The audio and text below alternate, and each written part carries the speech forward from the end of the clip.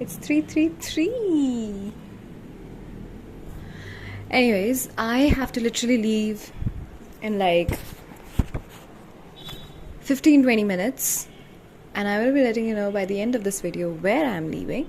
But I have to complete this today because also, welcome to my corner of the house. Up till now I was using that because I did not have a room to myself. Now that I finally have one, you're going to see a lot of this background more. So we're in week 10, and it continues with what it taught in week 9, as if that walking the creative path is not easy, and it's very easy for us to take U-turns, but now it's naming a few U-turns as to how we take it. On a side note, there is Jeremiah on my notebook, but I'm a Team Conrad girly. Anyways, it begins with saying that there are a lot of blocks that we face when we're on our creative journey. A, because it's not an easy trail. B, because distractions feel very luring, and to be very honest, to be consistent requires you to be consistently doing something again and again and again. So the few that it states includes food, sex, drugs, being attached to a painful love or a situation that is painful to you.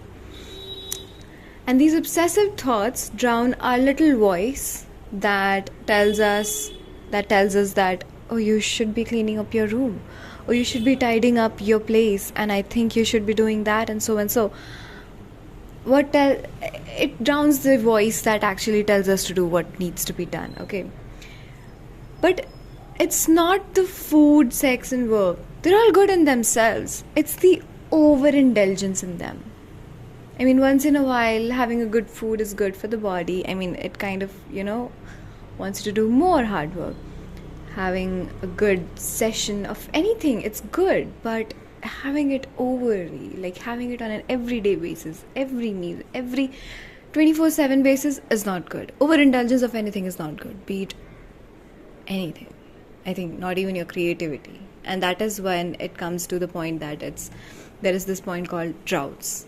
There will be seasons of dry spells in your life. There will be seasons where you feel like life isn't worth living. You feel like creativity is not creativitying. You feel like a lot of things are not going according to your plan. And those days are the days where you have to just be. You have to just show up. And I think on those days, instead of doing 5% of the work, reduce it to whatever you can do. 1%, 0.1%. But just do it. Train your brain in a way that you have to do it, and you will do it. Like, your brain will be trained eventually enough that you'll just do the work. And that will feel like second nature to you. Just like sleeping, eating, cleaning your system. But it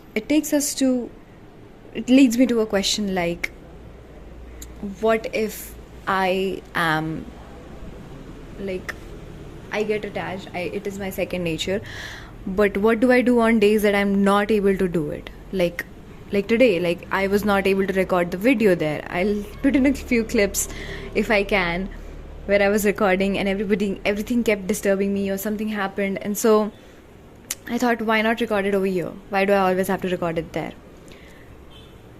But it also frustrated me a little because, I mean, it kind of frustrates you too, because you are kind of attached to this idea of workaholism, and that is like, you kind of attached to this idea that you can do it and you have to do it.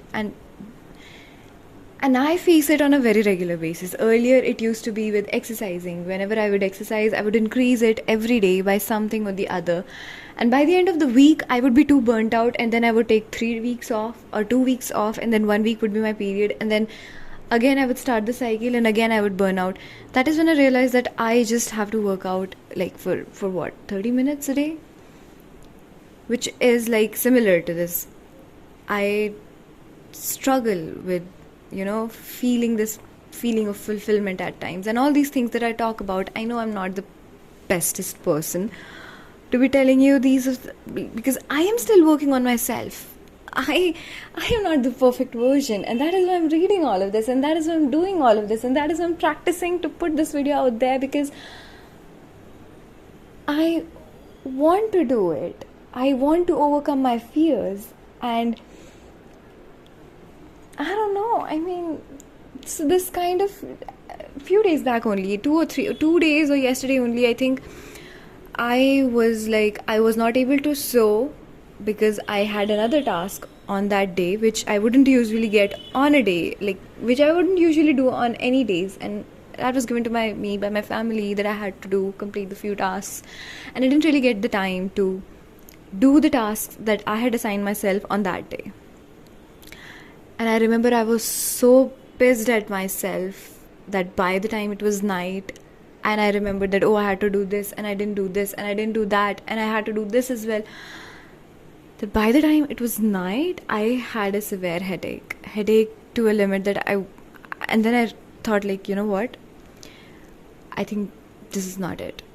No. And I was reading this chapter because on that day I had to make notes, and I didn't make them, and I was having this headache, and I was still trying to make the notes, and that is when I came and I was reading about this workaholism.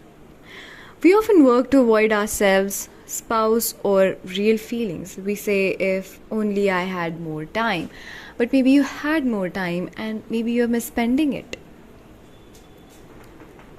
Really, how much do you play and have non-productive activities in your routine? How many non-productive activities do you do just for fun? I would start and I would say 0. And I hope when I'm watching this video again, this thing has changed. Everything that I do once, I try to put myself, I try to make time aside to do some fun work, because it just feels like I'm wasting my time. I'm wasting a lot of time. And it kind of constantly loops you into this cycle of, am I doing enough? Am I not doing enough? Should I be doing more? Should I not be doing more? And so a workaholic gets sober by abstaining from overwork. And it's very subjective as a line. I mean, for me, overwork would be, I do not really like to work after 7 p.m. I just don't want to. I want to get over with my day, with my work. By the time it's sunlight, there's sun outside, and there's good natural lighting. The moment I have to work under an artificial light or a blue light, I do not like it. I hate it. And so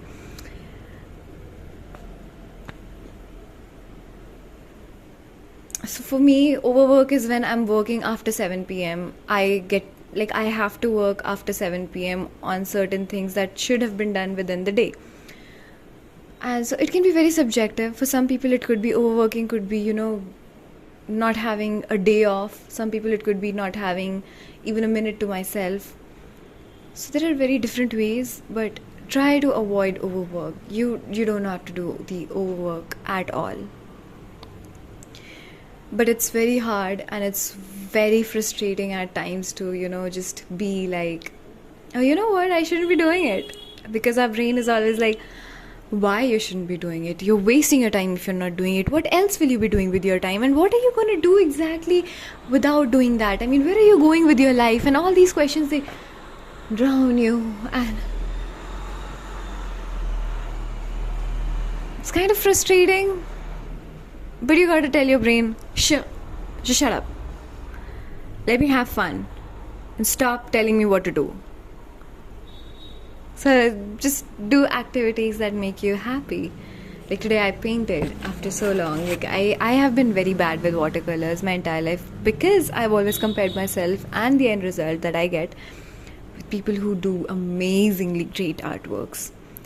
But that shouldn't stop me from actually drawing, right? It shouldn't stop me from actually trying to make stuff that is for me. I mean, this concept of sharing what you're doing, and it should be the best version of whatever you've done, it's kind of taking us towards an overworkaholic, because we're getting more and more drowned into what should be done, what shouldn't be done.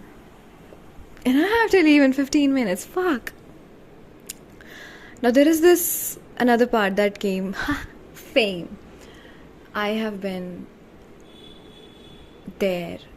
I've been there, done that. I have tried posting on Instagram what everybody likes, what would people like, and that is what it said in this. I mean, when you were running after fame, you would say, how would they see it? Instead of, how am I feeling while I'm doing it? Am I feeling good? Am I voicing an opinion? Am I doing something that will actually help others? Or am I just doing something because everybody's doing it and so should I? So fame is not success, because at times our brain is wired into thinking that if I don't have fame, I'm not doing good enough. Fame is a spiritual drug, and we have to stop consuming it. We have to stop running after it. I'm not saying that I have always wanted to be famous. I don't know why. It's always been in my blood. Like, if you'd asked a 5-year-old me or a 6-year-old me or a 10-year-old me what career I wanted, I would be a dancer or an actor or a singer, But that's not the case. The point of work is to work. That's it. The point of the work is to consistently do the work. I came across this video and I was feeling really low, and so I thought, you should hear it too. Most powerful forces in life is consistency. Being able to do something in repetition over and over and over again. That's how you start big movement. That's how you get big results. That's how you build a body. That's how you build a business, is consistency. It's small wins every single day. Anyways, fame is a shortcut to self-approval. So, fame is a shortcut to self-approval. It's a shortcut. I mean, it is, because you want other people to validate you so that you feel validated enough because what you're doing is good. Instead, accept yourself as you are. Please. I struggle with it still, and I hope by the time I'm watching this again, or anybody out there, I know it's difficult to accept yourself. I know it's difficult to actually be okay being as you are, but accept yourself. Just, yes, I'm bad at it. Yes, I do not have the most perfect skin. Yes, I do not happen to have the most perfect body. And yes, I'm not the most intelligent in the room, but I'm consistent. And I'm gonna do it. And consistency beats talent.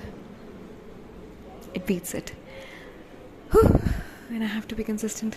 And that's why I'm recording this and I have to leave fast. Okay. Don't think without fame you won't be loved, because there will be people who will be loving you. There will be people who will still be loving what you put out in the world. And if you're using your voice for the right things, fame is often a byproduct of you just creating with your entire self. That's it. Tell yourself that, okay? Competition is another part of it. It's another spiritual drug that we take, this feeling of jealousy that, when someone we know and they get famous, instead of being like, this proves that this can be done, we go like, why he or why she gets to be that and not me? Why? What is wrong with me? Why do I have such a bad luck? And that is not you. That is your ego telling you that not only should I be the only one doing it. No, it's your ego talking to you that I should be good in it and I should be the first and the only one in it to begin this. Stop letting your ego tell yourself that. Okay? Do not let your ego tell you that, oh, I should be the only one doing it and I should be the only one who does it first. If someone does it, acknowledge it. I have seen people who create a lot of videos and I would get jealous because they would get a lot of, appreciation, while I would put in a lot of effort and my videos won't get so much appreciation, and I would feel like, why they and why not me? What am I doing wrong? But the question is that it just proves that it can be done, and you can do it too. Consistently, just do it. Fucking do it, please. Okay. Everything is an inspiration. Do not let your ego tell you should be the first one doing it, because I read this thing and you should see it too. Also, this compare and contrast is for critics, okay, not for artists. As an artist, you should be just creating without this approval, this need for approval from yourself, your ego to be like, I am the first person to be doing it. No. Do it for yourself. And it is when you are utterly, deeply creative for yourself, for your own reasons, and for why, because you're enjoying it, do you actually don't give a damn about what others are doing and what others think about you? And do you actually create with so much love and so much abundance and so much happiness that you realize that you're actually enough and that you do not really have to leave anything on others? And so do it just creatively, without this hammer at the back of your head telling you that, oh my god, why are you doing something that nobody's going to like or nobody's going to watch? Okay, do it for yourself. Do it for yourself. Bye, and I will be leaving you with my artistic day, and I have to go now. Okay, bye.